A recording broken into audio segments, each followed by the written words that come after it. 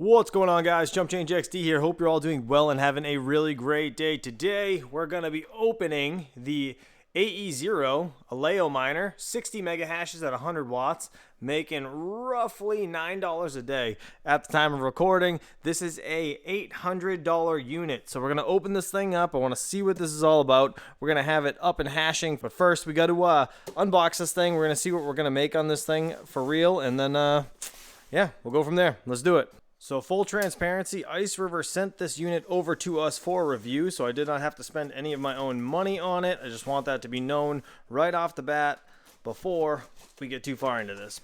Let me pull this out with two hands, because this thing is usually, or these things rather, are usually packed super tight. It's pretty similar to the KS0s, as you guys can see. Let me get this thing out. So here she is, the AE0. Again, 60 mega hashes at 100 watts. This thing is supposed to be super efficient for what it is. Actually, Ice River has always made pretty efficient units for what they are. I mean, regardless of the profitability, tanking a lot of the time from, you know, a bunch of these units actually being manufactured and all that, they are actually still extremely efficient. So, first things first, I can see on this unit, pretty interesting, right? The backside here, I don't really remember the backside of the KS0s. I'm going to go grab one in a second, but I only see a reset button here and the two lights, which is kind of neat. It looks like the power, the USB port, and actually there is a USB port right there, and everything else, Ethernet cable, are all on the opposite side. So I kind of like the fact that this is all on one side, all the connections, so you can just kind of have the unit like this, the lights out. Let's go grab, actually, the KS0 I have right here, because this one's been giving me trouble, so I've been unplugging it, and we'll just kind of compare the two, right? So, as you can see, there's a port on the back side of this one, the power port, okay, and everything else is on the opposite side. I can't remember. I think this is a Pro. I can't remember. The OG KS0s, I know there was a little more on the other side, but I like how they got away from having plugs on both sides of the unit. Having a clean faceplate and just a reset button and the power lights are way better than it originally was. As you can see, reset button, Ethernet, SD card, and the USB. And on this one, power and everything is right here. Oh, and you know what? I just noticed this right here. There's a Wi-Fi connection. And they actually informed me that we did not have a Wi-Fi little adapter here to throw on this yet, because as of right now, waiting for a firmware update, this unit will not work on Wi-Fi, so I am going to have to plug it in. But having a Wi-Fi option for it to be eventually used is fantastic. I'll just steal one of my mini Doge antennas and put it on there if I need it. But yeah, these original units never actually had any type of Wi-Fi, so that's actually really cool. Anyways, we got to get this thing plugged in. Let's turn it on. Let's get it hashing. You know what? I lied. I can't even do that. I don't have a power cord. We're going to have to go steal one out of the trailer first. Kind of a cloudy day out today. I wasn't expecting to have to steal a power supply, though. Kind of stinks. Ice River, next time you send a unit for review, please send a power cord, because unfortunately now I'm going to have to shut off one of my AL0s over here. As you guys can see, this guy and this guy are both up and running on solar. Today's been kind of a crappy day, as you can tell. So really, I haven't been running much besides the things in the basement. About 1,000 watts, 24/7 I've been running. But these two AL0s, yeah, they're a part of that 24-hour up and run time. So, oh, you know what? Do I have another cord? Oh, snap! I have a third one. Hell yeah. All right, Ice River. I take it back. I take it back. This will work. Is this going to work? Yes, it is. All right, 120, 240 volt. Yeah, we're good. 120 watts. Perfect. It's only going to be 100 watts, so I don't have to touch those. Perfect. All right, let's go plug this thing in. All right, so let's get this thing plugged in. I need an Ethernet cord from over here.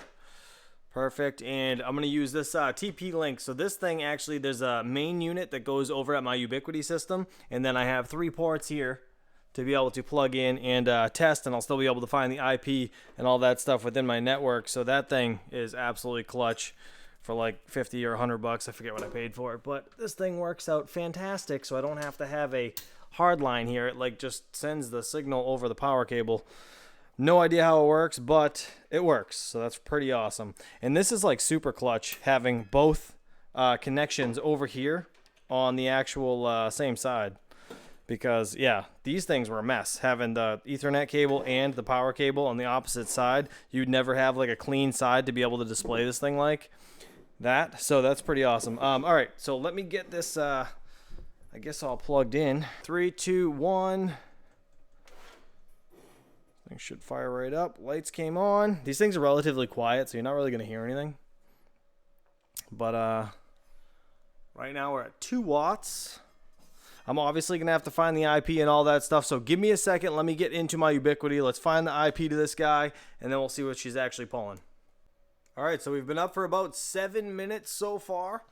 65.65 mega hashes as of right now. That's kind of funny. It says 1.5 minute hash rate, so a minute and a half, more or less. It used to be like a 15-minute hash rate. Kind of neat. Anyways, we're pulling 109 watts right now. This thing is piping hot. I'm not even kidding. I don't know if it's me right now, but it does definitely feels like it's a bit hotter than the KS0s or the AL0s. But, I mean, we're not going to compare that, but we're going to go get my heat gun, and we're going to see how hot this freaking thing is. Either way, I am mining to whale pool. This dashboard, or the from the miner to the actual pool, picked up super quick. So you can see it says 1 miner online, but the hash rate just hasn't really registered yet over here. Let me just refresh this and see. Yeah, so nothing's registering for hash rate, but we have, again, the unit's actually registering. So we've only been up for about 7 minutes. No, but 8. All right, so 8 minutes. So I guess, you know, we'll probably give it a few more to register overall whale pool. But while we're waiting for that, let's see, the average hash rate, it says 70. Right, the temps on this, 72C and 55C. Damn, 72 seems really, really hot. Is that just me? Or is that really hot? Why does the fan say 0? Why are those fans not on? Oh God, those fans aren't even on. Why are they not on? That's not good. Oh my God. You know what? I don't even care. I'm going to leave them off. Because that's how it was. I didn't do that. It was set like that. So what we're going to do is grab my my gun over here. This actually is for like radiant floors. Again, plumber by trade. I had this thing running my old business. My Milwaukee heat gun. This thing's the balls. Super hard to get situated with one hand, but I'm like stunned that those fans aren't on. I want to see how hot this thing is. All right, let's see.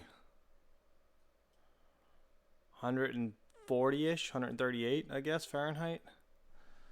Man, where's the hottest point on this thing? Where do you think it's going to be?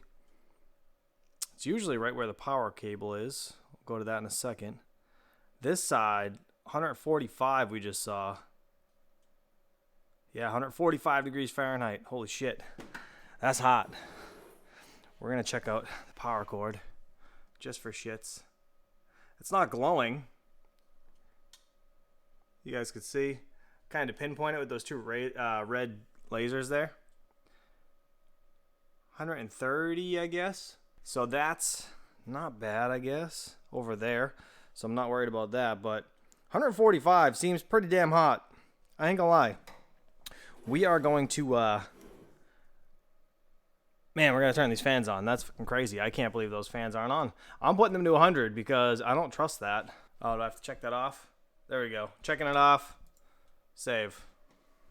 Okay. All right, those just kicked on. Those just kicked on. So what you want to really run these at is like 70 or 80%. You really don't want to max them out at 100.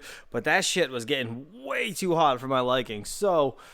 yeah, that's that. All right, let's see if that affects the actual hash rate at all. Because sometimes, like, these units are weird. They got to be, like, stupid hot to be able to perform well. Again, 71 mega hashes, which is way better than the 60 we were expecting. And, again, it was like $9 a day or something, right? If I'm not mistaken. Right here, yeah, $9 a day. So if it's actually pulling 70 mega hashes, I'll be getting more than that per day. But again, it's at 110 watts because I'm feeding this thing from 120 volts. It's actually more efficient on 240 volts. So there's that. Let me give this a few minutes. I want to see how good those fans cool this unit down because 145 degrees is stupid hot. And let's see if it affects the hash rate. 134 degrees. So we're down about... what, 11 degrees or so. We've actually been up and mining now for 21 minutes.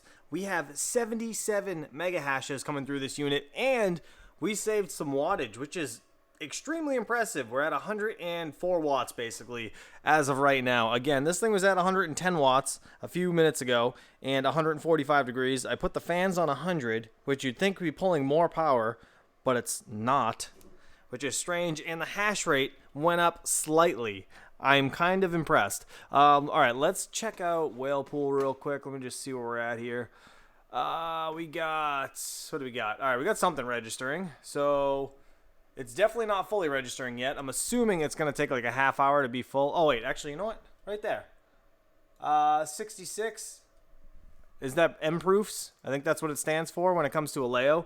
Sorry for the light glare, by the way. But yeah, 66 is registering over at the pool, but 77 here on the dashboard. So that's kind of interesting. I guess I would like to see how much we actually make in 24 hours, but that's going to be a bit long for this video. So maybe we'll do a recap and just kind of see what we end up making off of this unit. Now, let me know what your guys' thoughts are over here on this Ice River AE0.